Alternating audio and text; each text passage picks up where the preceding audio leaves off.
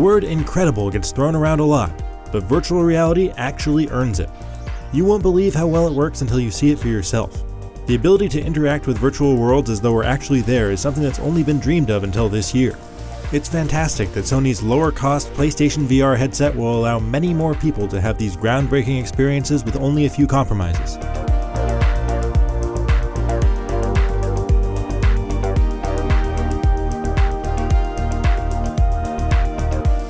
Though the PlayStation VR is advertised at $399.99, it's mostly useless without the PlayStation camera and limited without a pair of Move controllers, which are all sold separately.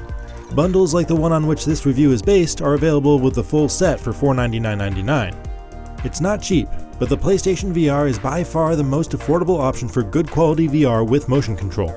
More importantly, it works. So far, the PlayStation 4 has kept up admirably, with no significant frame rate dips, and we've had no unusual problems with nausea. One of the most crucial parts about a VR headset is the screen, and having used the higher resolution Oculus Rift and HTC Vive, I'm impressed by the quality of the PlayStation VR's single-screen 1920x1080 image. In-game text is very readable thanks to a minimized screen door effect. The field of view on the PlayStation VR is narrower than its competitors, but not by a lot. Motion tracking is where the PSVR feels a little bit lacking. Its single camera works reasonably well except for some occasional problems keeping track of the Move controllers, but its viewing angle is narrow enough that I've frequently bumped up against its limits. Plus, you'll never be able to turn around 180 degrees and shoot a monster that pops up behind you because your body would block the camera's view of your hands. If a game supports it, you can see your DualShock 4 in the VR environment exactly where you're holding it, but in many games you're required or strongly encouraged to use the PlayStation Move controllers, which is a much more natural way of reaching out and touching things. But there's no rumble, and it's obnoxious that they need a different charging cable. On the outside, the PlayStation VR looks like a prop from a sci-fi movie set.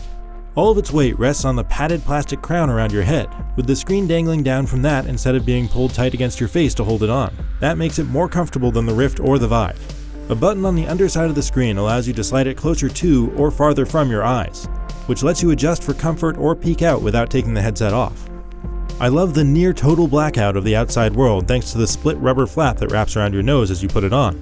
However, the replaceable rubber material that comes into contact with your face isn't breathable, so it feels sweaty during a vigorous play session.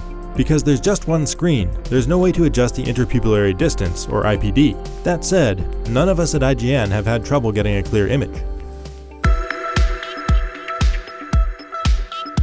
Setting up a PlayStation VR is a hassle, and it will almost certainly make a mess in your entertainment center. The chunky breakout box sits at the center of the PlayStation VR, the PlayStation 4, and the TV, with no fewer than 6 wires connected to it. It's made worse by the fact that the only USB ports on the PlayStation 4 are on the front, so it'll stick out.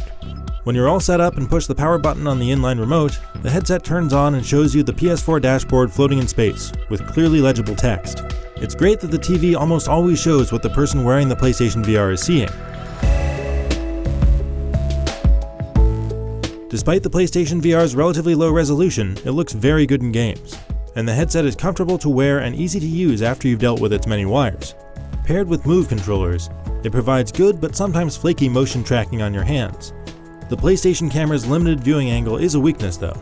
Remember that VR games that rival current console blockbusters are a long way off, but it's still a lot of fun to be on the forefront of something as exciting as VR, and this is the most affordable way to do it.